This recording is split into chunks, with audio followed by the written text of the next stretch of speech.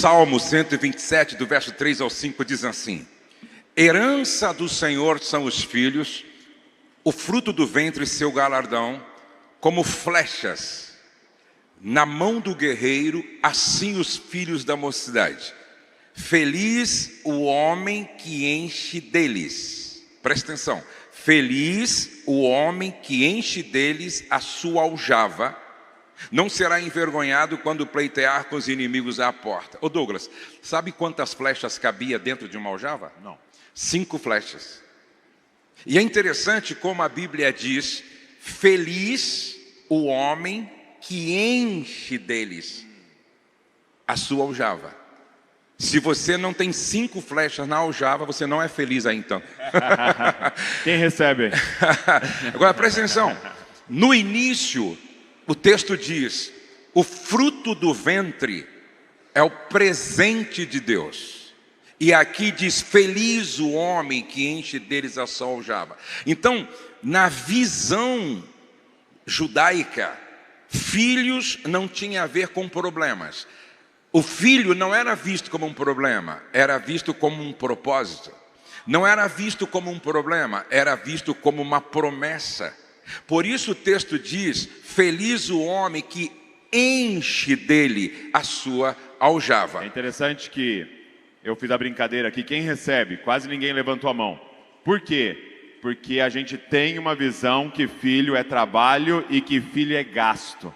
Mas o texto fala que filho é herança. Quem são os homens mais ricos dessa sala aqui? São aqueles que têm mais filhos. Se você tem um filho, você é rico. Você tem 2 filhos, você é milionário. Você tem 3 filhos, você é bilionário. Você tem 4, você é trilionário. Porque tudo que você tem, sua casa, seu carro, sua empresa, vai tudo ficar. Quem que vai estar eternamente com você diante de Deus? Os filhos que Deus te deu. Então, filhos são as nossas heranças. E que a gente possa estimular os nossos filhos a terem mais filhos, né? Exatamente. Inclusive, esse é um grande problema. Dizem que a Europa, daqui a 100 a 200 anos, ela será 100% muçulmana. E aonde é que os muçulmanos se apegam nessa afirmação? É porque o francês não quer ter mais filho, o inglês não quer ter mais filho, o português não quer ter mais filho, os ingleses não querem ter filho, e é cultural para os muçulmanos ter 10 filhos, 12 filhos, 15 filhos. Eles entendem que vão dominar o mundo no futuro apenas gerando filhos. Eis a razão porque para uma família judaica, quanto mais filhos, melhor. Agora, este salmo é um salmo de Salomão. E é conhecido como um salmo de romagem dos peregrinos. Quando os peregrinos subiam para Jerusalém para uma das 3 festas mais importantes, tabernáculo, da Páscoa, eles iam cantando esses hinos. E quando Salomão escreve esse salmo, ele tem em mente guerra. Porque ele diz: como flechas na mão do guerreiro, assim são os filhos da mocidade. Então, quando você lê esse salmo, você tem que entender uma coisa: esse mundo não é uma Disney World. Esse mundo não é um grande parque de diversão. Esse mundo é um campo de batalha. Nós estamos em guerra, e se os nossos filhos são flechas, flechas têm que ser preparadas para a guerra. Eu não sei se você assistiu o vídeo do Felca, que mostra claramente qual é o nível da guerra que nós estamos envolvidos, correndo um sério risco de perder os nossos filhos nesta guerra. Por isso, eu acho que é muito pertinente nós falarmos sobre isso hoje. Você quer falar um pouquinho sobre essa guerra que nós estamos vivendo hoje? Como o Marcelo disse, uma das faces, né, da nossa hombridade, ele vai usar esse exemplo de um soldado. E eu lembro que um casal me procurou um tempo atrás, e a gente estava ali com a igreja estudando um pouco de escatologia, olhando para os últimos tempos, né? Para os últimos dias, para o fim dos tempos, e vendo que a Bíblia começa a falar de tribulação, a Bíblia começa a falar de guerras, a Bíblia começa a falar de perseguição, de tudo isso. E esse casal falou, cara, diante disso a gente está pensando, eu não quero ter mais filhos, porque colocar filhos nesse cenário, né, é uma coisa terrível. E eu falei para eles, não, vocês estão pensando completamente errado. É o contrário, agora é tempo de ter mais filhos, para que o Senhor levante eles como guerreiros em meio a tudo isso que está acontecendo. Homens e mulheres que serão treinados, que serão profetas do Senhor em meio a esse caos. Por quê? Porque a gente não tem medo do que está para acontecer, porque já foi profetizado, as portas do inferno não prevalecerão contra a igreja. Então, é essa mentalidade, nós somos soldados. E quais são as nossas armas? Não são armas de fogo, as nossas armas são pessoas que serão preparados para essa guerra. Isso aqui que a gente está falando será assim diretamente aplicada à educação de filhos, mas também aos nossos filhos espirituais, aqueles que nós estamos discipulando, né? Quando você olha para o judeu, para o muçulmano, ele entende que ele precisa encher a terra, como foi profetizado, como foi ordenado no Antigo Testamento. Multipliquem-se, tenham filhos. Mas comparado a essa ordem, no Novo Testamento vão e façam discípulos de todas as nações, batizando eles em nome do Pai, do Filho e do Espírito Santo. Então também há essa ordem de ter filhos espirituais. A gente entender, nós estamos em guerra. Nós estamos em guerra. E de certa maneira a nossa casa é um quartel-general para treinar os soldados que serão liberados em todas as partes da sociedade, para nós vencermos essa guerra diante de Deus. E aí, eu gostaria de usar essas duas figuras de linguagem. Primeiro, como flechas na mão do guerreiro. Então, eu sou o guerreiro e o meu filho flecha nas minhas mãos.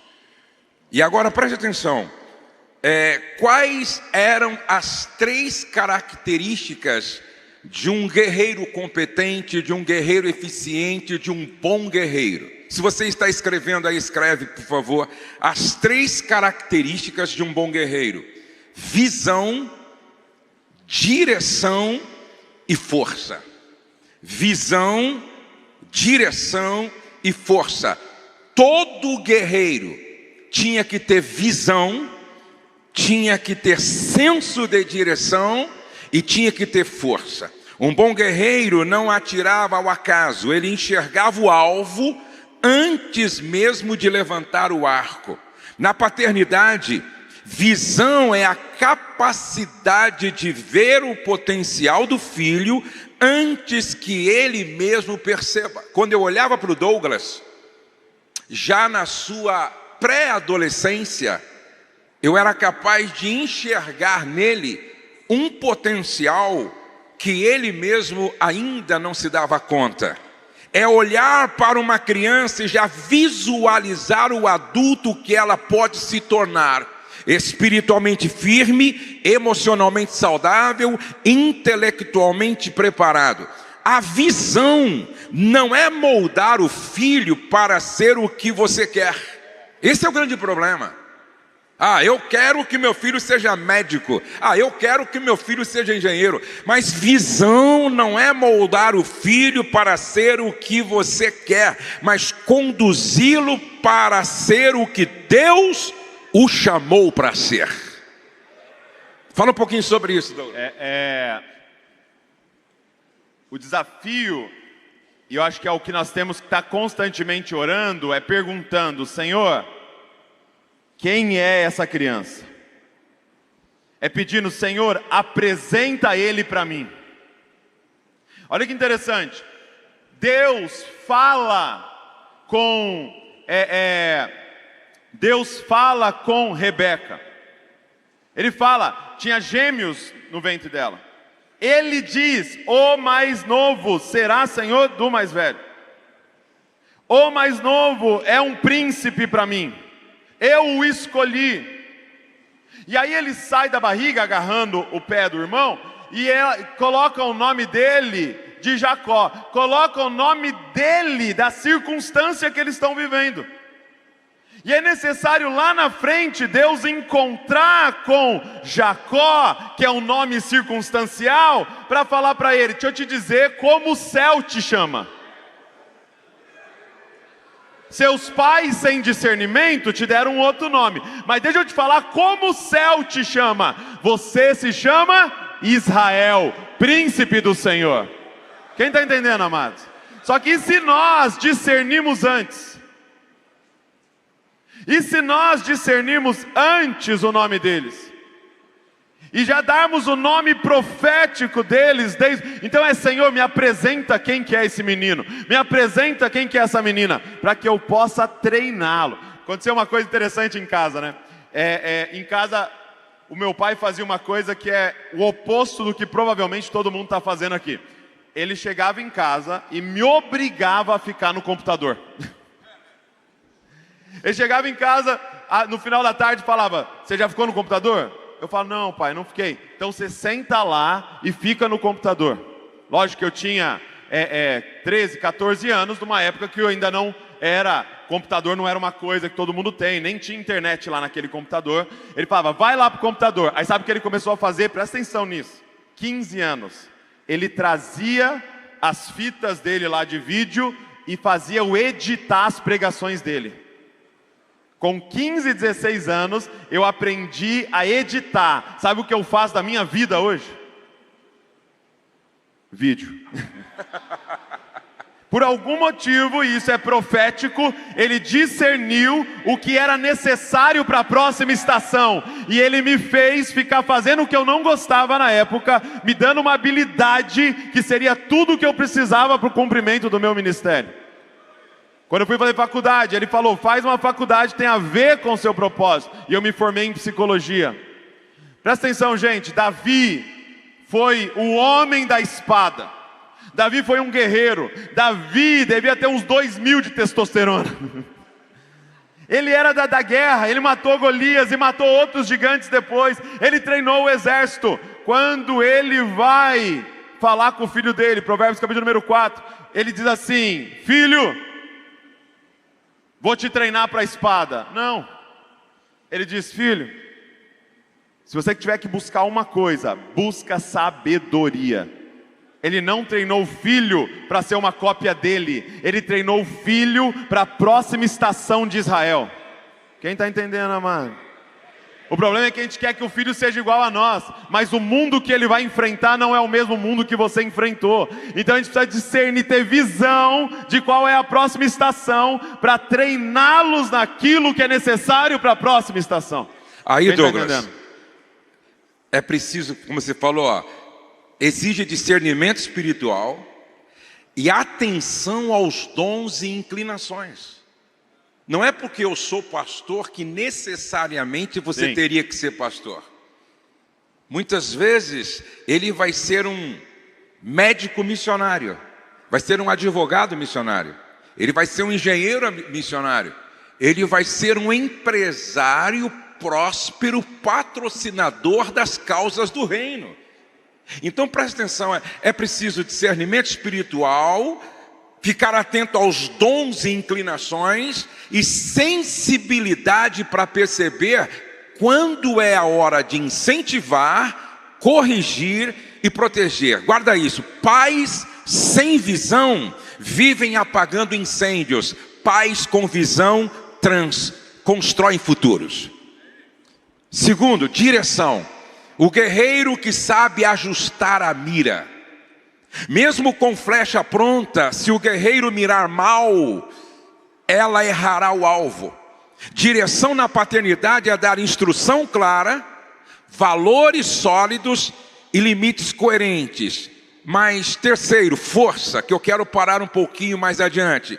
O guerreiro que sustenta o arco, presta atenção. O guerreiro que sustenta o arco. Uma flecha bem feita e bem direcionada ainda precisa de força para ser lançada. No contexto da paternidade, força é resistência emocional. Pais frágeis emocionalmente não conseguem treinar filhos para a guerra. Perseverança espiritual. E agora eu gostaria, Douglas, de parar um pouquinho aqui. Força e coragem moral. Eis a razão por que Davi não conseguiu ter sucesso na preparação das suas flechas, no lançamento das suas flechas, e também ele não conseguiu que suas flechas atingissem um alvo que glorificasse a Deus. Por quê? Davi não foi feliz como guerreiro trabalhando com as suas flechas, porque ele perdeu sua força moral adulterando com Betseba. Meu Deus. Isso é sério?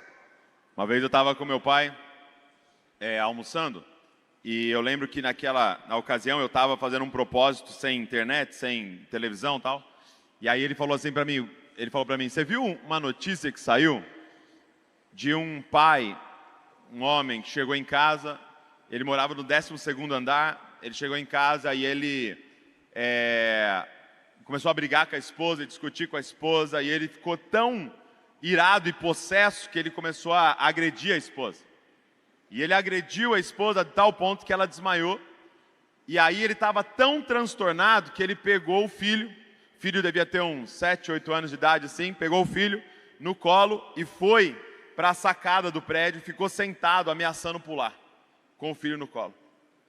E aí a reportagem conta que os vizinhos ouviam a voz do menino: pai, não pula, pai, me leva para a mamãe, pai, o que você está fazendo? Não pula, pai, não pula. E passado uns 10 minutos, ele pulou com o filho no colo e os dois morreram lá embaixo.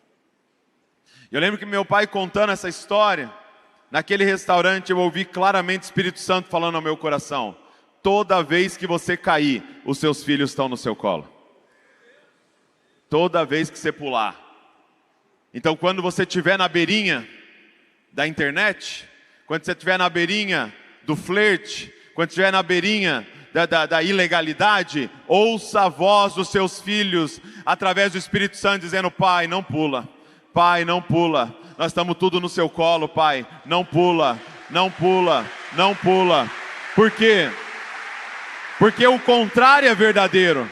Toda vez que você ajoelhar e começar a orar, os seus filhos estão no seu colo. Toda vez que você faz um jejum diante do Senhor, os seus filhos estão no seu colo. Toda vez que você vai para a palavra, os seus filhos estão no seu colo. Toda vez que Ele eleva você, os seus filhos estão no seu colo. Se hoje eu estou aqui, é porque eu estou no ombro de alguém que se levantou. Não pula. Porque nós somos guerreiros e há uma responsabilidade nas nossas mãos. Essa coragem moral. Por que tem muita gente que não corrige os filhos? Porque não tem moral. Seus filhos estão vendo a vida que você leva. Qual é a sua moral para falar alguma coisa? Por exemplo, uma filha viu o pai assistindo pornografia. Uma outra filha, nós tratamos desse pai. Ela viu no histórico do celular do pai uma busca de pedofilia.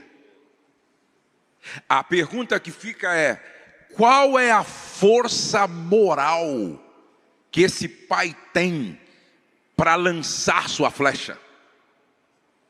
Então preste atenção, visão é importante, força direção é importante, mas não se esqueça de que você precisa de força moral para lançar suas flechas. Mas vamos correr porque tem alguns pontos que eu gostaria de deixar para vocês. Nós já vimos 3 características importantes para o guerreiro: visão, direção e força. Agora, vamos ver 3 qualidades de uma flecha que agora está pronta para ser lançada. A primeira qualidade, gente, é o alinhamento da flecha. Preste atenção, na antiguidade o arqueiro sabia que a qualidade de uma flecha começava na escolha da madeira. As melhores eram retiradas de cana resistente, um tipo de madeira, cipreste, oliveira brava ou outras árvores leves e firmes. Agora, essa peça precisava ser reta, sem nós, rachaduras ou curvaturas. Se uma flecha estivesse torta, não importava visão, direção e força.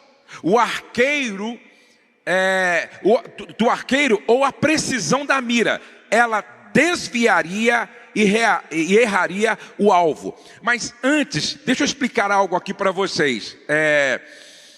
Para alinhar a flecha, o arqueiro pegava a madeira, ou ele mergulhava num líquido quente, ou ele passava ela no fogo para amolecer as fibras da madeira e ele conseguir um alinhamento assim, ó, extraordinário para que a flecha atingisse o seu propósito. Muitas vezes nós queremos alinhar nossas flechas, nossos filhos, não querendo submetê-los ao fogo da disciplina. Sem o fogo da disciplina, não é possível alinhar o caráter das nossas flechas. Se a gente pudesse dizer para você, que palavra resume esse alinhamento? Santidade. Você não foi chamado por Deus para criar um filho rico. Você foi chamado por Deus para moldar um filho santo. Por quê? Porque dinheiro na mão de quem não é santo é juízo de Deus.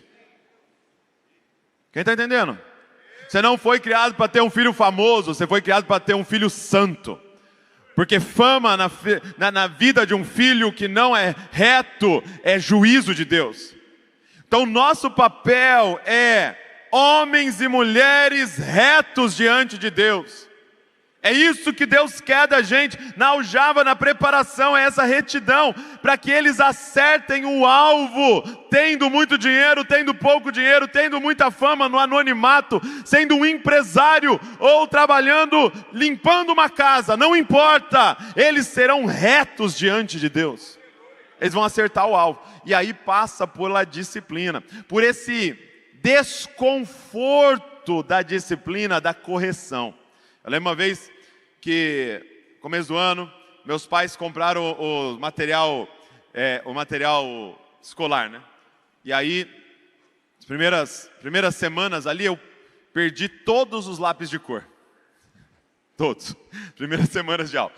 Aí, minha mãe foi lá, falou com meu pai, ó, tem que comprar os lápis de cor lá, ele perdeu todos. Aí meu pai chegou para mim e falou assim, ó, seguinte, eu vou comprar outro. Se você perder, você vai ser disciplinado. Você vai apanhar. Aí eu falei, não, beleza. Aí ele comprou lá, né? Mais 12 lápis de cor, tal, a caixinha de lápis de cor. Perdi todos de novo. Todos. Aí eu tô em casa lá, né? Falei, mãe, o professor tá reclamando lá que eu tô sem lápis de cor. A esperança que ela não falasse com o pai, né? Mas falou, né? E aí, dedo duro. E aí, lembro que eu tava tomando banho. Terminei o banho, abri a porta, ele estava na porta. Entra aí. Eu falei, que isso? Deixa eu pôr uma calça jeans, com moletom por baixo. Falei assim, vira aí. Aí ele pegou uma cinta, né, lógico, sem ira, violência, era correção. E ele me deu 12 cintadas, uma para cada cor. Amados, que alegria.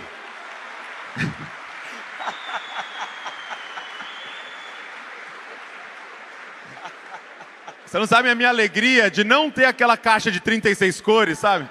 Com amarelo limão, com verde água. Quando eu saí daquele banheiro, eu saí daltônico. Não enxergava mais as cores. Mas se hoje eu não perco as coisas... Mas você entende que um grande problema é que a gente fala e não cumpre?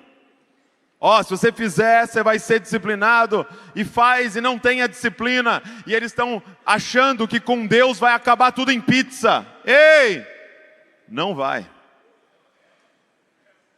Deus disse que tem um inferno, e mesmo que alguns pregadores digam que não tem, Ele disse que tem, e não vai acabar tudo em pizza. Ele disse que destruiria o mundo com água, e quem não tivesse dentro da arca morreria. Morreu todo mundo, porque não vai acabar tudo em pizza. E é o nosso papel mostrar isso para os nossos filhos. Na paternidade, alinhar significa moldar o caráter, corrigir desvios e estabelecer princípios antes que se transformem em hábitos enraizados. Quando você lê Jó capítulo 1, verso 1, diz assim, ó: havia um homem na terra de Uz, cujo nome era Jó, homem íntegro e reto. Olha a flecha, íntegro e reto. Então esse alinhamento tem a ver com santidade, integridade, retidão, temente a Deus e que se desvia do mal. E qual é o grande problema?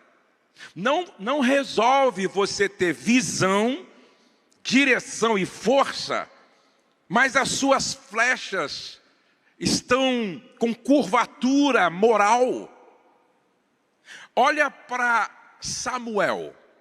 Não houve, talvez, no Velho Testamento, um profeta com a moral de Samuel para chegar diante do povo e dizer: de quem eu peguei dinheiro e não paguei? A quem eu subornei? Quem negociou comigo para um pecado não ser realmente tratado? Ninguém, todos. Não, você é íntegro, você é reto. É como se estivesse dizendo assim, ó: você tem visão, você tem força. Só que a Bíblia diz que os filhos de Samuel se perderam. Ele não conseguiu alinhar suas flechas.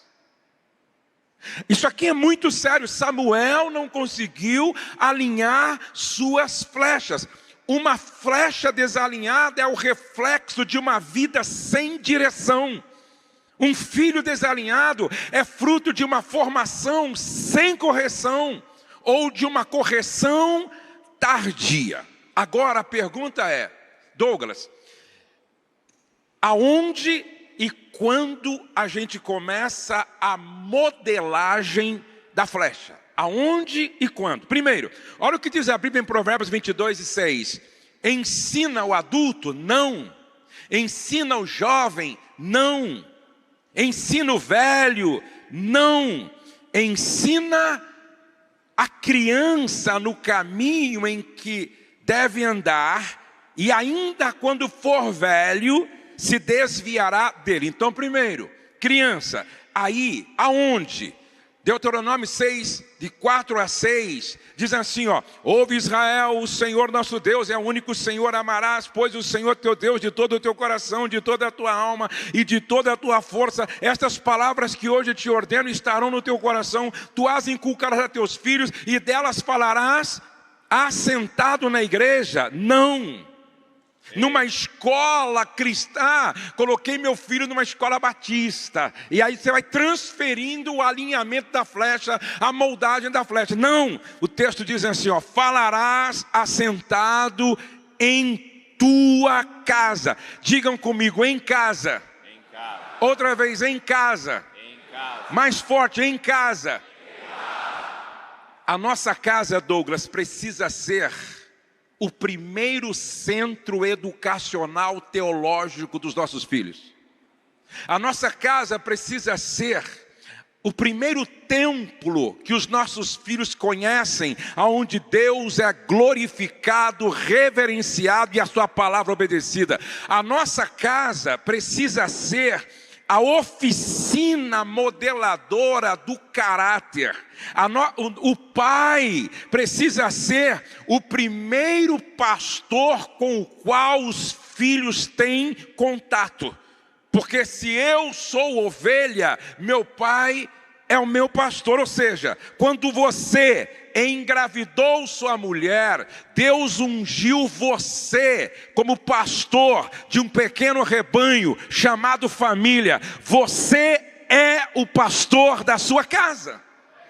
E os seus filhos, suas ovelhas. Então o primeiro pastor que os nossos filhos conhecem é o pai, é o pai. Agora preste atenção. Eu vinha conversando com o Douglas. Um dia, Douglas, uma mulher perguntou assim para mim: Josué, meu filho tem 3 anos. Você acha que eu já devo começar a discipliná-lo? Eu disse: irmã, você já está atrasada 3 anos. Você já ouviu falar na educação intrauterina? Você já ouviu falar? Presta atenção. A partir dos 6 meses na barriga da mãe, a criança ouve tudo, assimila tudo, sente tudo, de certa forma experimenta com a mãe tudo, e ela aprende muito a partir dos 6 meses de idade.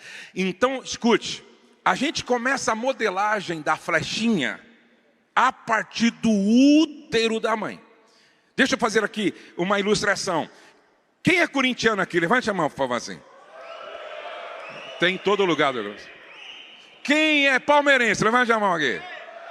Muito bem. Quem é santista aqui? Levante a mão. Quem é São Paulino? Levante a mão. Ah, bom. Muito bom, muito bom, muito bom. Quem é flamenguista aqui? Muito bem. Você é flamenguista? Você é casado? Você é casado? Então vem aqui. Deixa eu usar uma ilustração com esse flamenguista aqui, ó. Como é que é o seu nome? Marcelo. Qual é o nome da sua esposa? Andréia. Você é flamenguista mesmo assim? De verdade? Muito bem. Marcela. A esposa é Marcela. Andréia e você? Então é Marcelo e Andréia. Marcelo e Andréia. Marcelo e Andréia, Marcelo e Andréia, para mim não esquecer. Olha só. Suponhamos que o Marcelo, ele engravida a Andréia. Certo? Engravida a Andréia. Faz os exames lá, descobre que ela está gerando um menino. E ele é flamenguista. Então ele já diz assim para a esposa, Andréia, nós vamos colocar o nome nele de Zico Júnior Gabigol da Silva. E a partir daí, o Marcelo e a Andréia começam a ministrar Flamengo na barriga, não é na barriga dela, e começa a ministrar. Desde criança, eles assistem tudo do Flamengo, torcem pelo Flamengo, e aí, na casa dele, tudo lembra o Flamengo, a toalha da mesa lembra o Flamengo, a caneca lembra o Flamengo, a televisão só passa Flamengo, e aí no celular só tem Flamengo, a capinha do celular é Flamengo. E ele tem um pôster do Flamengo, quando ele foi campeão lá no passado, mundial. E aí então, tudo lembra o Flamengo. Aí presta atenção. E ele passa assim a mão na barriga dela toda noite e fala assim, está nascendo mais um flamenguista, mais um, vai ser Flamengo e tal. Quando chega perto de nascer essa criança, ele enfeita o quarto com tudo do Flamengo. Gente, ele bordou, não é? Aquele emblema do Flamengo no travesseiro do bebê. Ele mandou bordar o hino do Flamengo na coxa que vai no colchãozinho lá do berço, certo? Quando aí ela vai para o hospital. Quando ela volta do hospital, já vem com o boné do Flamengo. Já vem com a camisetinha do Flamengo, short do Flamengo. Gente, ela vai celebrar. Aí meinha do Flamengo, tênisinho do Flamengo. Presta atenção. Quando entra em casa, gente, entra o som do hino do Flamengo. Uma vez Flamengo, sempre Flamengo, Flamengo até morrer. E aí quando vai servir a mamadeira, gente, é do Flamengo. Aí a chupeta, gente, é do Flamengo. Aí essa criança nasce, ela nasce e vai crescendo. Quando ela começa a falar, a primeira palavra que ela fala, Flamengo. Quando chega alguém e ela já está falando, para quem você torce? Ele, Flamengo. Aí decora o nome de todo o time do Flamengo. E aí, gente, é Flamengo de manhã, Flamengo à tarde, Flamengo domingo, Flamengo no sábado, e Flamengo, e Flamengo, e Flamengo. E vai crescendo, e vai crescendo. E tudo na cozinha lembra o Flamengo. Aí eu pergunto, quando essa criança tiver com 12 anos, ela vai ser fluminense? Não. Vai ser vascaína? Não. Vai ser Botafogo? Não. Por quê? Porque você e a Andréia ministraram Flamengo desde o útero. É esse adulto que quando morre, cobrem o caixão com a bandeira do Flamengo e desce à sepultura ao som do hino do Flamengo. É isso que os muçulmanos fazem. É isso que os judeus fazem. Por isso que é muito difícil converter um muçulmano ao evangelho. É muito difícil convencer um judeu a ser cristão, porque é isso que eles fazem. Agora, como o Douglas lidera um movimento, seja uma cópia de Jesus, ele vai ensinar para a gente como é que modela, então, uma cópia de Jesus desde a barriga da mãe. Obrigado, viu? Obrigado. Vamos aplaudir ao Senhor pela vida. E aí, Douglas, como é que a gente forma um discípulo de Cristo, então? Agora, o grande lance é que o que a gente vai modelando dos nossos filhos fala dos nossos deuses. Se o seu filho é mais corintiano do que ele ama Jesus, é porque aponta para o que está dentro do seu coração. E mesmo que você fale, vamos para a igreja, ele está vendo seus amores. Ele vê a sua empolgação na hora da adoração comparada à sua empolgação na hora do jogo. Ele está vendo. Então, o desafio aqui é você entender que não tem problema torcer para um time, não tem problema gostar de carro, não tem problema gostar do que você gosta, mas o que é eterno? O que vai mudar o seu filho para a eternidade? E eu queria dizer para você que a sua casa seja permeada 24 horas pela palavra de Deus. Que você possa falar. Eu fiz a entrevista, eu fiz um podcast com um muçulmano convertido e ele dizendo que quando um nenê nasce, o pai pega e ele faz uma oração que já é decorada deles nos 2 ouvidos do nenê. É a primeira coisa que um nenê ouve. Imagina, se nós fizéssemos isso ao pegar o bebê e sair do útero, nós fizéssemos uma oração em cada ouvido, dizendo, você será alguém apaixonado por Jesus, você é um filho de Deus, você nasceu para a glória de Deus, você é um profeta para as nações, você será poderosamente usado. Então o que a gente fazia em casa? Era a Bíblia o tempo inteiro. Então era o quarto decorado com coisas da Bíblia, o travesseiro é algo da Bíblia, a coxinha lá, a coxa que cobria é algo da Bíblia. Então é espalhado, você ligava a TV, o que tinha na TV? Coisas da Bíblia. Foi assim na minha casa. Foi assim que eu cresci. Eu lembro que, não sei como, meus pais fizeram uma fita cassete lá que tinha 10 horas de desenho bíblico. Então eu quero assistir televisão, colocava lá, eu ficava 10 horas, o tempo inteiro, ficava repetindo aquele monte de desenho bíblico, e era Davi, era Sansão, e era Moisés, e a gente ficava vendo aquilo, e aquilo estava entrando no nosso coração e modelando a gente. Eu não lembro do meu pai chegar em casa e falar assim, me dá aí seu boletim, quero ver suas notas, e eu quero um 10, e não sei o quê. Eu lembro meu pai chegando em casa e falando, você leu a Bíblia hoje? Que versículo você decorou? Fala aí para mim o que você decorou. Você leu a Bíblia hoje? Você leu a Bíblia hoje? Você leu a Bíblia hoje? Por quê? Porque do que adianta entrar em Harvard e ir para o inferno? Do que adianta os melhores cursinhos se ele não ama a palavra de Deus? Quem está entendendo, amados? Gente, meus pais foram assim maravilhosos, deram do bom e do melhor que eles podiam nas condições deles, de pagar uma escola particular, de me enviar para fazer um intercâmbio para aprender inglês, de me ajudar na minha faculdade, me ajudou a comprar meu primeiro carro, morei uns 3 anos num apartamento que era dele, nos primeiros 3 anos do meu casamento, mas nada se compara ao maior tesouro que os meus pais me deram, ser alguém apaixonado pela palavra de Deus.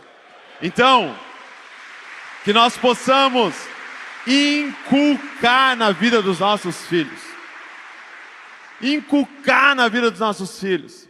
Sentado, no carro, diante de todas as situações, a gente pegar e falar o que a palavra de Deus diz sobre isso. Quando tiver essa situação lá na escola, o que a palavra de Deus diz sobre isso? Você está lendo a Bíblia, então você vai lá para o seu tempo devocional. Ah, mas forçado, inicialmente é forçado. Você força ele a comer. Você força ele se ele precisar ir no médico. Você força ele para todas as... Você força ele a estudar. Isso aqui é vida eterna, gente. Então que nós possamos envolver a nossa casa. Mas é claro, isso começa pela sua vida. Isso começa por você. Ele precisa ver você na palavra de Deus. E aí, Douglas, o que aconteceria se os pais começassem, Douglas, esse processo a partir da barriga da esposa? Você já imaginou? Eita. Essa criança com 6 meses de idade, que já ouve, já aprende, já assimila, o pai começar assim, ó, vai se chamar Pedro Lucas da Silva de Jesus, e já vai nascer cheio do Espírito Santo como João Batista. Já pensou se o pai já começasse, Douglas, o Senhor é o seu pastor, Pedro, e nada te faltará. Está sendo gerado aqui um profeta do Senhor, um discípulo de Cristo. Aí quando entrar, eu até marquei aqui, ó. Aí quando entrasse em casa vindo do hospital, entrava o som desse hino aqui, ó. Eu só quero tua presença, hoje não vou te pedir nada, só quero levantar a minha voz para te dizer que a tua graça já me basta. Eu só quero a tua presença, hoje não vou te pedir nada, só quero levantar a minha voz para te dizer que a tua graça me basta. E quando a criança começar a aprender a falar, a primeira palavra que ela diz, Jesus, Jesus, Jesus. Aí aprende a falar um pouquinho mais antes de dormir. O Douglas fez isso com as crianças, né, Douglas? Antes de dormir, pede para ela repetir: eu amo Jesus, eu amo a Bíblia, eu amo a igreja, eu amo minha família. Eu amo Jesus, eu amo a Bíblia, eu amo a igreja, eu amo a minha família. Gente, eu duvido que essa criança amanhã não levará a sério aquilo que foi plantado dentro dela. Agora, papai, escute por favor.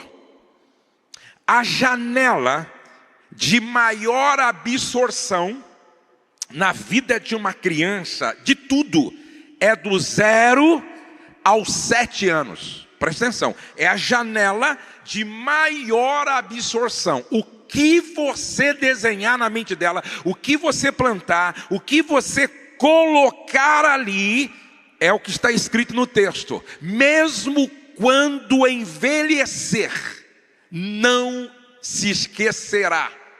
Então, não brinque com isso, porque é muito sério. Aquilo que você colocar na mente da criança, fizer, vai ficar dentro dela como valores, princípios, como uma bússola orientadora do 0 anos até aos 7 anos. E eu quero dizer a você, não terceirize. A sociedade atual delega o alinhamento a terceiros, escolas, mídias, influenciadores e até líderes religiosos. Mas a Bíblia deixa claro que o lugar de modelagem é em casa. É em casa. Douglas, compartilha com a gente uma experiência que você teve, onde você fala que você tinha recebido um convite para escrever um livro para uma grande editora, mas num momento muito complicado da sua paternidade. Sim. Eu recebi uma oportunidade bem no início do Dizascope. O Dizascope estava com poucos seguidores, bem no começo. Eu conheci o diretor da Mundo Cristão, o Renato, e ele me fez um convite, falando, faz uma introdução em primeiro capítulo e manda, e eu vou tentar apresentá-la na Mundo Cristão, e se a banca aprovar, a gente pode publicar um livro. Eu fiquei assim, muito empolgado, numa época que era muito mais difícil lançar um livro. E aí eu mandei e recebi uma resposta deles, tá aprovado, nós vamos lançar o livro do Dizascope. Fiz um contrato com a Mundo Cristão e agora precisava começar ou continuar escrevendo o livro para entregá-los, né? E eu tentando escrever aquele livro, e foi exatamente na época que a Luísa nasceu. Passado 1 ano e pouco, o Davi nasceu. E com os 2 bebês em casa, e a gente cuidando e tentando fazer tudo isso, nos debruçando sobre eles nos dedicando àquela tarefa ali, desde o início, eu e a Val. E eu lembro que estava passando assim, quase 2 anos que eu tinha assinado o contrato. E eu não tinha entregue o livro. E eu lembro que eu estava dirigindo, e eu comecei a orar, falando, Senhor, até de certa maneira pedindo perdão, falando, Senhor, eu não estou sendo um bom mordomo. O Senhor me deu essa oportunidade de espalhar uma mensagem pela nação, né, de escrever esse livro, e eu até agora não consegui escrever esse livro, eu não consegui entregar, e sentindo culpa em relação àquilo. E eu senti o Espírito Santo falando comigo naquele carro, e dizendo, fique em paz, os 2 maiores livros da sua vida estão sendo escritos. Eles se chamam Luísa e Davi. É esse livro que milhares e milhares de pessoas lerão. Então dedique-se a essa escrita. Esses são os grandes livros da sua vida.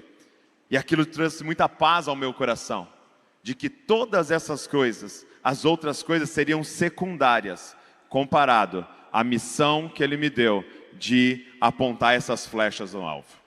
Que coisa linda, hein? São estes livros que milhares e milhares de pessoas vão ler. Isso é profético também. Agora nós temos o alinhamento da flecha. Vamos para uma outra qualidade de uma flecha pronta para ser lançada. Peso certo. Uma flecha muito leve não tinha estabilidade. Muito pesada não alcançava a distância. O peso certo tem a ver com equilíbrio. E como pais, o equilíbrio está... Ou seja, como pais, o equilíbrio está entre afeto e disciplina, proteção e responsabilidade, carinho e firmeza da correção. É interessante que a Bíblia diz que Jesus veio cheio de graça e de verdade. Presta atenção. Cheio de graça, afeto. Cheio de verdade, disciplina. Cheio de graça, proteção. Cheio de verdade, responsabilidade. Cheio de graça, carinho. Cheio de verdade, firmeza da correção. O afeto da segurança e comunica amor incondicional, mas a disciplina da estrutura e ensina limites. Uma flecha sem equilíbrio na madeira se quebra facilmente. Um filho sem afeto se torna inseguro, mas sem disciplina se perde. Deus mesmo corrige a quem ama, diz Hebreus 12:6, mostrando que amor e disciplina não se excluem. Proteção e responsabilidade. O guerreiro protege a sua flecha até que esteja pronta, mas lança o alvo quando chega a hora. O pai deve proteger os filhos das ameaças que destroem a fé, mas também confiar responsabilidades para que amadureçam. A Bíblia diz que José fez um trabalho tão bem feito como pai adotivo de Jesus, nesse aspecto, que aos 12 anos ele já assumia compromissos espirituais e foi encontrado no templo discutindo com os doutores da lei. E nós temos aqui carinho e firmeza da correção. O carinho é o óleo que suaviza a madeira, a firmeza é o cinzel que a alinha, pois que pais que dão carinho formam filhos frágeis.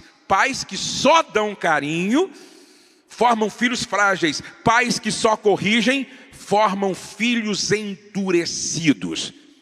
Pastor Cote diz algo que deveríamos guardar. Ele diz assim, superproteção sem disciplina e limites é igual a delinquência. Superproteção sem disciplina e limites é igual a delinquência. Uma coisa que eu sempre me preocupei, e o Douglas pode testemunhar isso. Eu sempre fui muito disciplinador, como ele disse.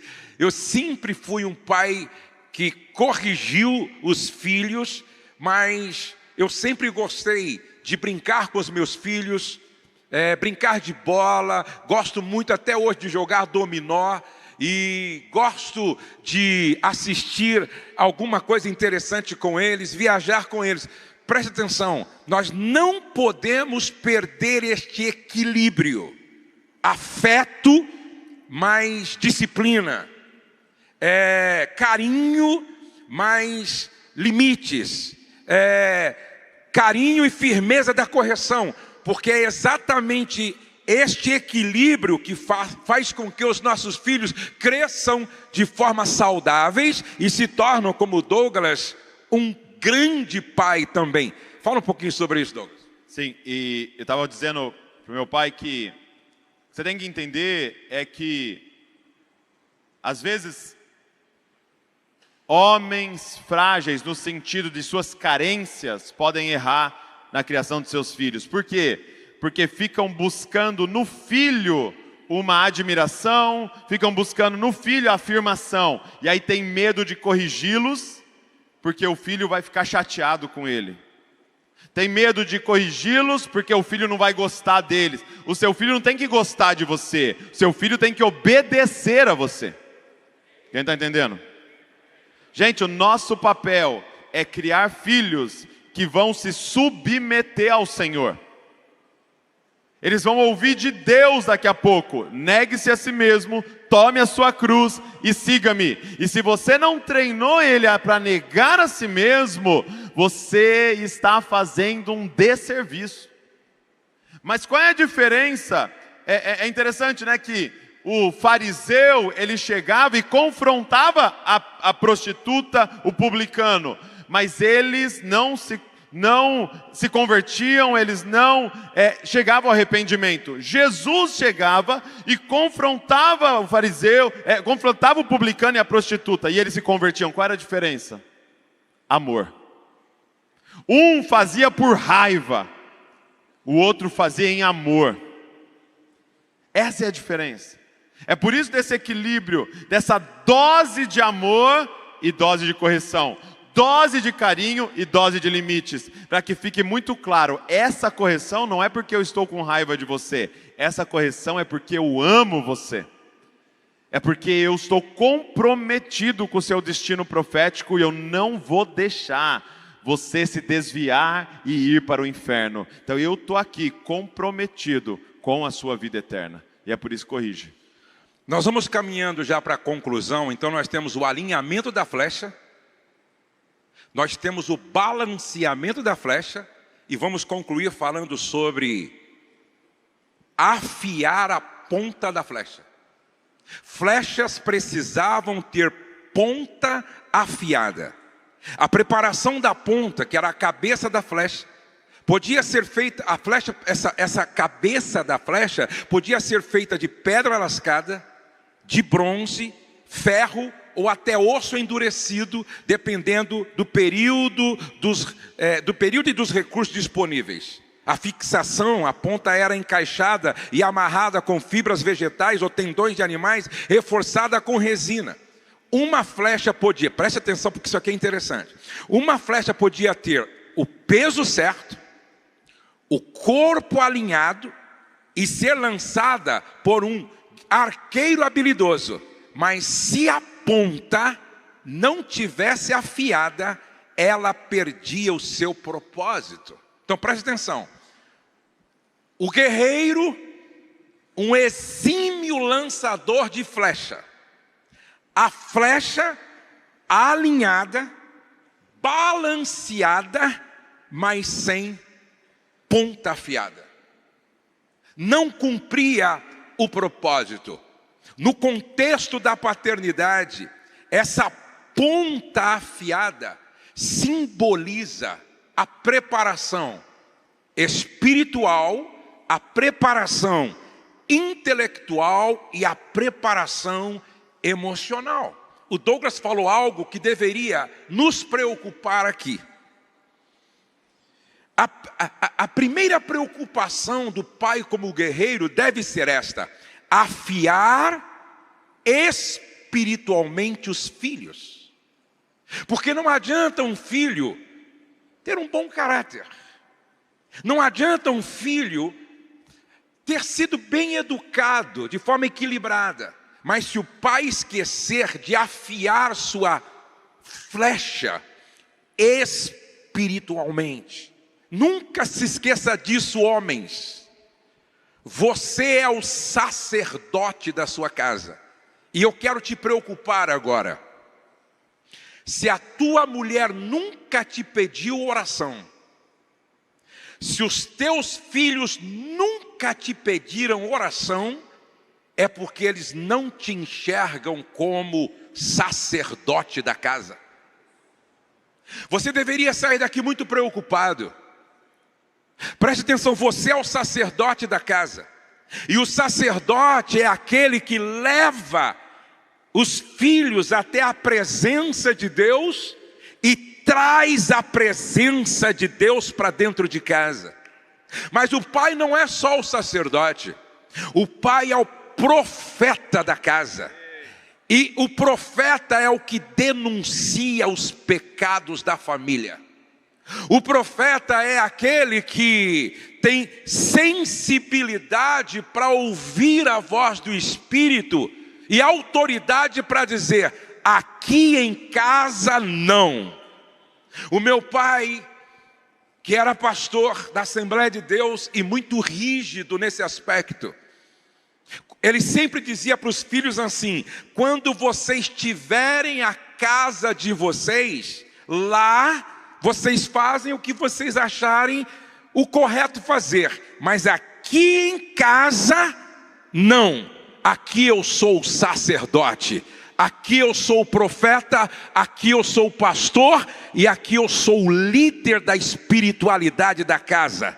Por isso, meu pai, ele tinha, gente, meu pai, eu conto para o Douglas isso, meu pai era um homem que levava Deus tão a sério, e meu pai tinha uma integridade moral, que eu vi um dia, no aniversário dele, a igreja superlotada que ele era pastor, ele disse assim: deixa eu dizer uma coisa para vocês, podem me copiar, porque eu estou copiando Jesus. Tinha muita moral para dizer isso. Nunca vi meu pai mentir, nunca vi meu pai não pagar uma conta, nunca vi meu pai subornar um guarda, nunca vi meu pai brigar com a minha mãe na frente da gente, nunca vi meu pai falar mal da vida de ninguém. Muito pelo contrário, eu via meu pai toda madrugada praticamente orando e lendo a Bíblia, orando e lendo a Bíblia, orando e lendo a Bíblia. Ou seja, meu pai nos ensinou o que significa ser o sacerdote, o profeta e o pastor da casa. Então, a primeira preocupação de um pai é afiar suas flechas espiritualmente. Se depender de mim, o Douglas como flecha vai alcançar o alvo estabelecido por Deus dentro da sua soberania. Se depender do Douglas, o Davi e a Luísa também vai alcançar o alvo, porque não adianta ter filhos alinhadinhos, balanceados, mas não tem ponta afiada para fazer aquilo para o qual Deus o chamou para fazer. Então esta deve ser a primeira preocupação dos pais: afiar seus filhos espiritualmente para dizer: eu e a minha casa servimos ao Senhor. Glória a Deus. Quer falar alguma coisa? Talvez se tenha um lugar para a gente mirar, seria nós podemos fazer oração: Senhor, que os meus filhos sejam como eu. Deixa eu fazer uma pergunta para você.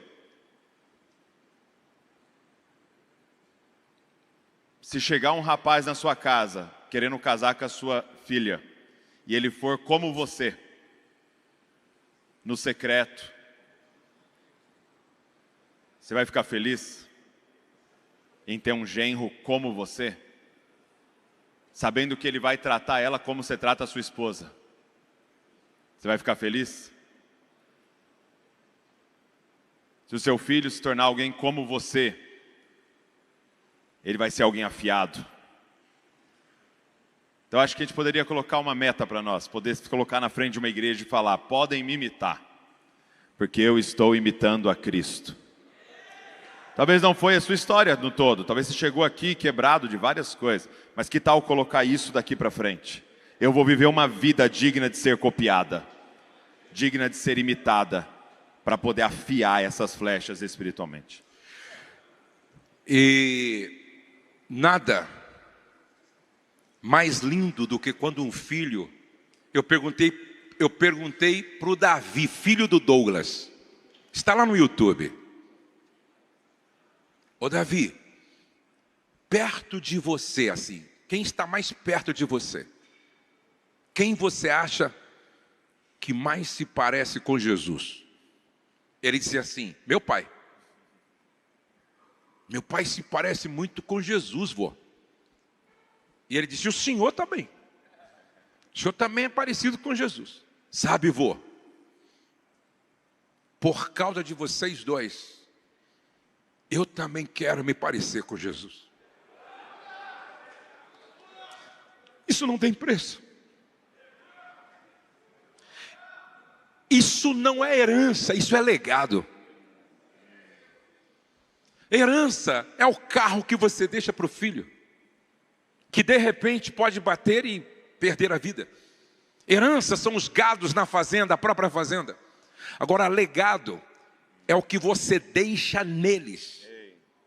Eu quero que essa imagem de um pai que se parece com Jesus fique dentro dos meus filhos. O Douglas dentro dos seus filhos. Isso não tem preço e é o maior investimento que se faz. Agora, afiar intelectualmente, porque a fé não pode ser burra, a teologia não pode ser idiota, ou seja, eu não quero que os meus netos herdem ignorância. Um filho sem pensamento crítico se torna presa fácil da primeira ideologia.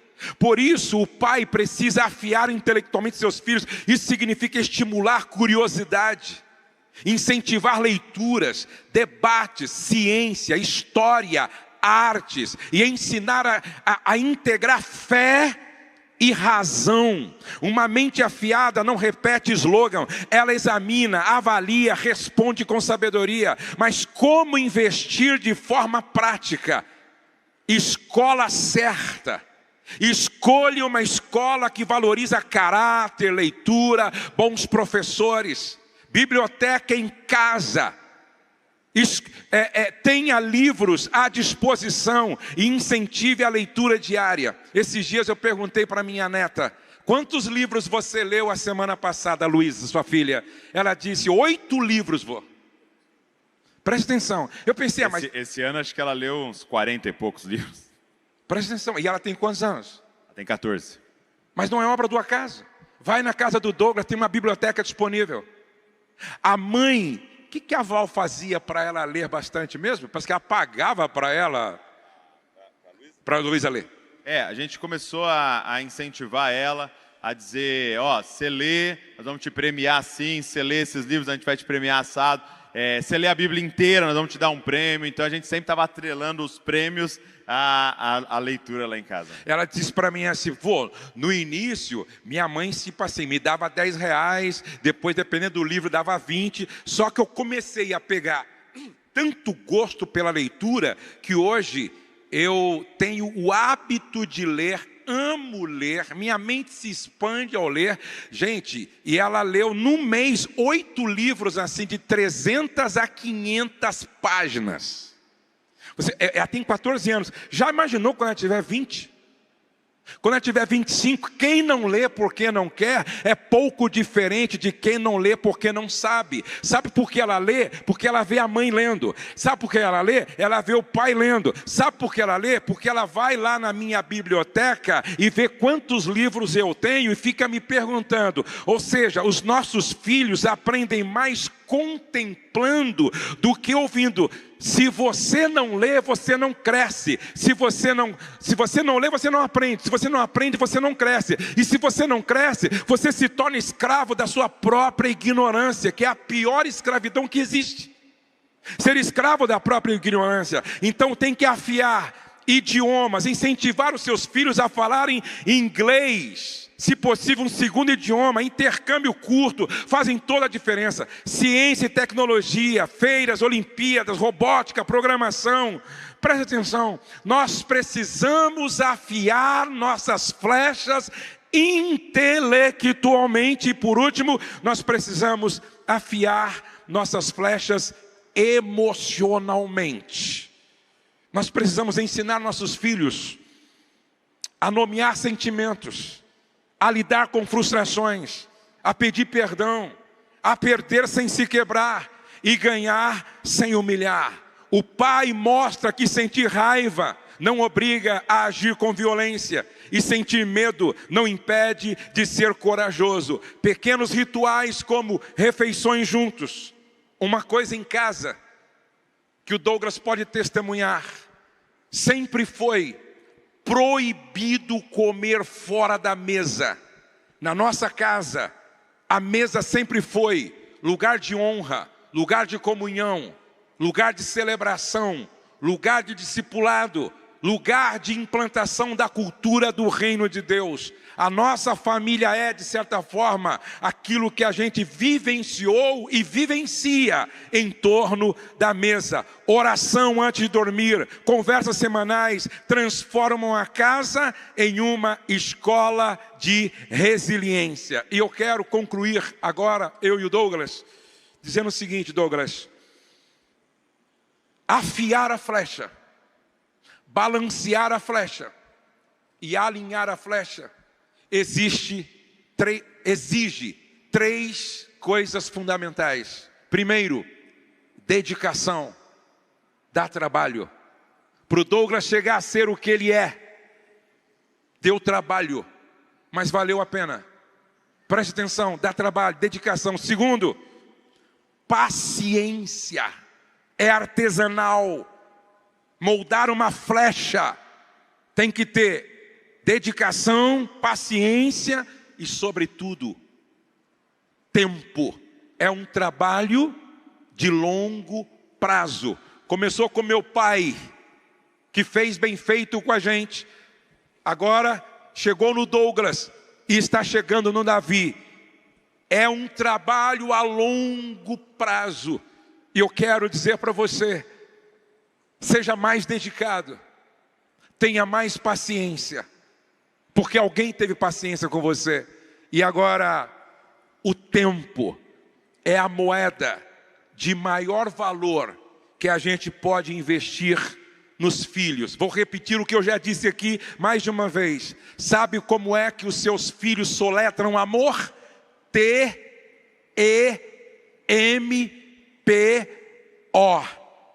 Se o tempo é a medida do amor, e medirmos o seu amor para com os filhos pelo tempo que você investe neles, quanto você ama seus filhos.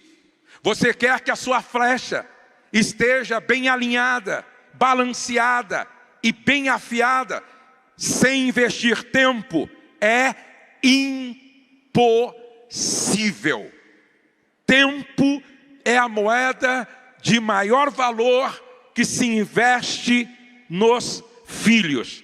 Eu quero que o Douglas fale um pouquinho sobre esse tempo que ele vem investindo nos filhos, que eu percebo que o Douglas, ele é um pai muito dedicado nessa questão. E uma das coisas que o Davi disse lá no YouTube, ele falou assim: olha, uma das coisas que eu admiro do meu pai é que ele tem tantas demandas e ainda arruma muito tempo para ficar com a gente. Foram escolhas, né? e as escolhas que a gente vai ter que fazer com o Dizascope, com a divulgação de tudo que a gente faz. Por exemplo, eu recebo muitos convites para ministrar como um dia como esse, né? Mas eu nego 99%. São escolhas de você dizer, não, esse período de tempo agora é fundamental. Então, não, mas tem aquela conferência, vai ser para o seu ministério. Não, não, não, esse é meu segundo ministério. O meu primeiro, eu tenho uma outra conferência para estar lá em casa, que é com 3 participantes. São escolhas. E você tem outras escolhas das suas oportunidades de ganhar mais dinheiro, de fazer uma hora extra, de expandir o negócio. E você está lá empolgado, mas você vai perder seus filhos.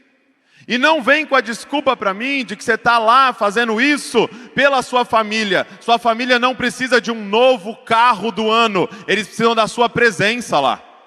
Sua família não precisa de um outro condomínio com a casa de 7 lugares. Gente, eu cresci, maior parte da minha infância, era eu, minha irmã, o Pedro e a Laíde, ainda nossa tia que morava lá em casa com a gente, dormir no mesmo quarto, uma beliche e os colchão no chão. Dá na mesma do que ter o próprio quarto. Na verdade, eu digo que é até melhor. A sua presença é mais valiosa do que as muitas coisas que você pode dar. Então não dê a desculpa que você está fazendo pela sua família, porque para a sua família você deveria estar lá, lendo a Bíblia e discipulando os seus filhos. Então mesmo que você perca dinheiro, invista tempo. Então eu fico fazendo a conta, eu vim aqui, então hoje à noite é dedicação total a eles. Então, eu vou aqui de manhã, eu vou almoçar rapidinho, tá, Carlito? Porque eu tenho que ir embora, porque é dedicação a eles. Amanhã eu prego nos 2 cultos, então segunda é folga para eu estar com eles. Mas tem uma oportunidade, mas tem um negócio, dá para gravar um vídeo, dá para lançar um curso. Não. O que importa é o que nós estamos fazendo ali diante deles. É claro, vai chegar o tempo deles casarem. Vai chegar o tempo de eles terem a família deles. Talvez eu tenha mais tempo para fazer outras coisas. Um convite internacional, um convite... Não, eu não vou. Por quê? Porque esse é o período agora de dedicação a essa missão que Deus nos deu. Tempo é prioridade. Você sempre vai ter tempo para aquilo que é a sua prioridade. Dedique-se aos seus filhos.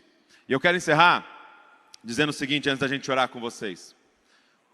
Malaquias termina... A Bíblia, o Antigo Testamento termina dizendo o seguinte: nos últimos dias, converterei o coração dos pais aos filhos e dos filhos aos pais. E ele diz assim, nos últimos dias, eu enviarei o espírito de Elias. E eu sempre me perguntei, e eu comecei a orar pedindo para o Senhor, Senhor, por que o espírito de Elias? Por que não o espírito de Samuel?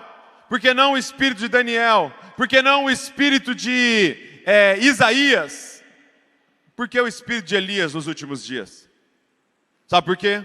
Porque Samuel foi um profeta incrível, Daniel foi um profeta incrível, Isaías foi um profeta incrível, mas não tiveram filhos incríveis. Porque nos últimos dias se levantaria o espírito de Elias, porque Elias foi um profeta incrível, mas ele deixou um filho chamado Eliseu que fez o dobro daquilo que ele fez. Nos últimos dias, Deus levantará homens e mulheres de Deus, cheios do Espírito Santo, mas que serão só preparadores de caminho para a próxima geração. E a próxima geração virá e fará o dobro daquilo que eles estão fazendo. Então eu quero profetizar que os seus filhos vão muito mais longe do que vocês foram. Que os seus filhos farão o dobro daquilo que vocês fizeram. Que os seus filhos plantarão o dobro de igreja que vocês plantaram. Que os seus filhos escreverão o dobro de livro que nós escrevemos. Que os nossos filhos amarão 2 vezes mais o Senhor do que a gente ama. Por quê? Porque nós só estamos preparando o caminho para aqueles que virão. Espere para ver as flechas que nós estamos preparando. Nós vamos acertar elas no alvo, que é Cristo Jesus. Amém? Coloque de pé no seu lugar. Vamos orar. Olhem para cá todos, por favor. O seu passado não determina o seu presente nem o seu futuro. Não importa a história do seu bisavô, não importa a história do seu avô, Não importa a história do seu pai. José tinha tudo para dar errado, porque o avô Abraão não teve um bom casamento, teve problema lá, problema com os filhos, tinha dificuldade de trabalhar só com a verdade. Isaac não foi muito diferente, repetiu o padrão, e Jacó piorou. E José teve 11 irmãos atrapalhados, uma família disfuncional, um pai complicado. Mas José chega no Egito como escravo e termina como o redentor da sua casa. Termina como primeiro-ministro do Egito. A impressão que me dá pelo comportamento de José é que ele disse assim para si mesmo: a partir de mim, a história vai ser outra. Deus está levantando você como José da sua casa. A partir de você, a história vai ser outra. Não importa como foi a história da sua família, o que importa é a história que Deus vai escrever a partir da sua vida. Como Douglas disse, os nossos filhos irão mais longe. Os nossos filhos vão alcançar em Deus o que nós não alcançamos. Os nossos filhos vão realizar coisas que nós não realizamos. Você não gerou escravos, você gerou promessas. Você não gerou escravos, você gerou promessas. Eu quero que você chacoalhe o ombro de pelo menos 7 homens e diga assim: a partir de você a história vai ser outra. A partir de você a história vai ser outra. A partir de você a história vai ser outra. A partir de você a história vai ser outra. Deus está levantando um exército de guerreiros habilidosos, cheios do Espírito Santo e habilitados pela palavra e pela graça de Deus.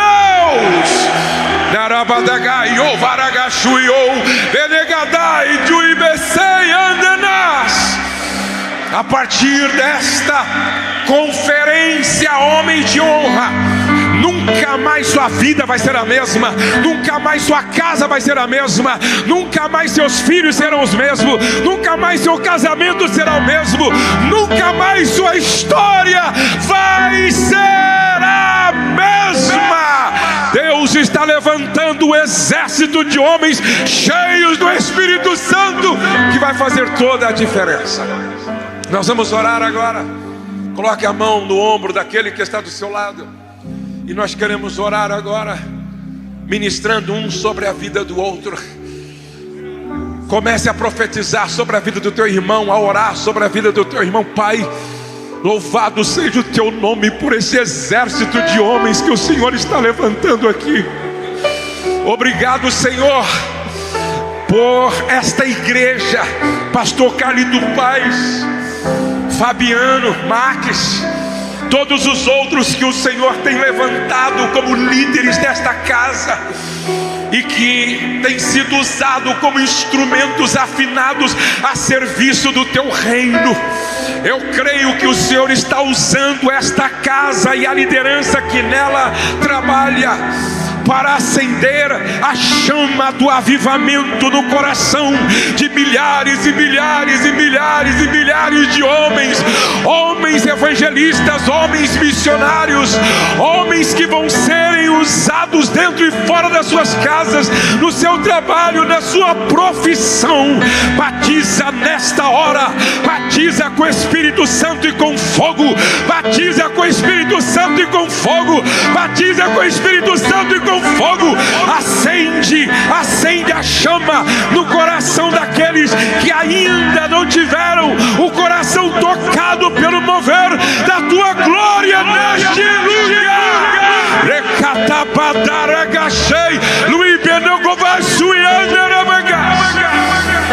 Senhor, eu oro pelo Douglas, que representa esta nova geração.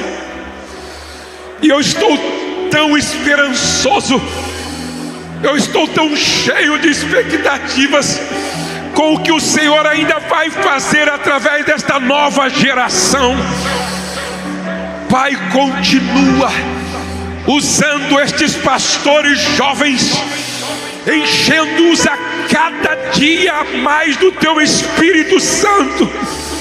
Que nunca falte para eles direção do Teu Espírito, que nunca falte para eles força e coragem moral, que nunca falte para eles unção profética para denunciar o que precisa ser denunciado e para proclamar a palavra, proclamar a verdade que liberta.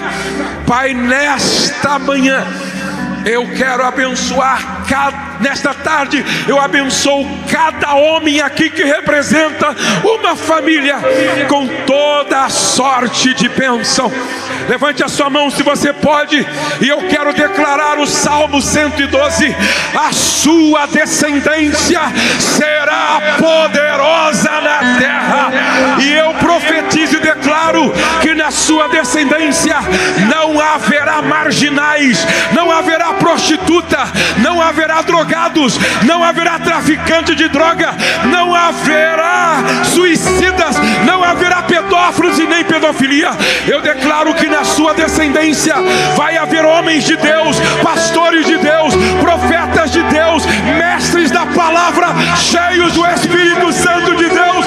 Na sua descendência vai haver discípulos poderosos de Jesus Cristo, cheios do Espírito Santo. A sua descendência vai ser poderosa na terra.